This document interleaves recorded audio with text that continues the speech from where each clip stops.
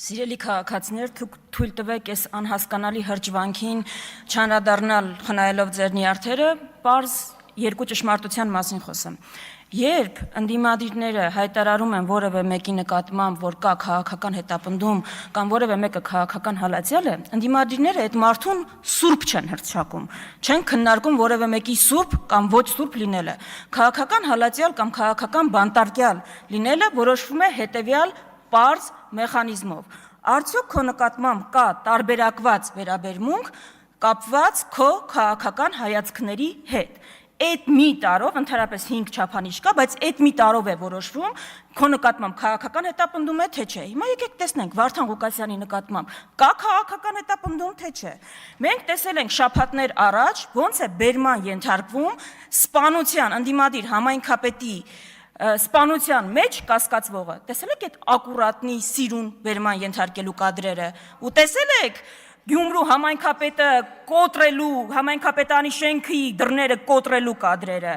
Երկրորդը անիվից են խոսում այստեղ, եկեք տեսնենք, տարբերակված մոտեցում կա թե չէ, 25 միլիարդ դրամի մսխման գործով քանի կալանավորված կա, Վահագն Ալեքսանյան, քանի կալանավորված կա, 0, դուք մեղադրանք եք առաջադրել մարդուն ձեր իրավական համակարգը, երբ որ երկրից դուրս է եկել, այդ է տարբերակված մոտեցումը, ու ընդհանրապես այս կոռուպցիայի դեմ պայքարի շրջանակներում, հələ մի հատ կասեք, մի ընդհատեք, հանգիստ նստեք, ոնց է այնպես ստացվում, Ռուբեն Ռուբինյան, ընդդիմադիր համայնքապետ կա, որ ընտրվել է չեք հետապնդել։ Ընդդիմադիր համայնքապետ կա, Գյումրու համայնքապետը կաշառակեր է, Վանաձորինը ընտրվելուց հետո պարզվեց հանցագործա, Գորիսինը ինչ էր, Սիսյանինը ինչ էր, Կապանինը ինչ է, Բերդինը ինչ էր։ Դուք ուղղակի ժողովրդի քվեի հետ չեք հաշտվում, ուրիշ խնդիր չկա, եւ այդ դատական համակարգի մասին, որ խոսում եք, ավարտում եմ հիմա հանգիստ, դատական համակարգի մասին, այդ հարգանքի, Արտուր Հովհաննիսյան, Տիկնոջ խոսափողը։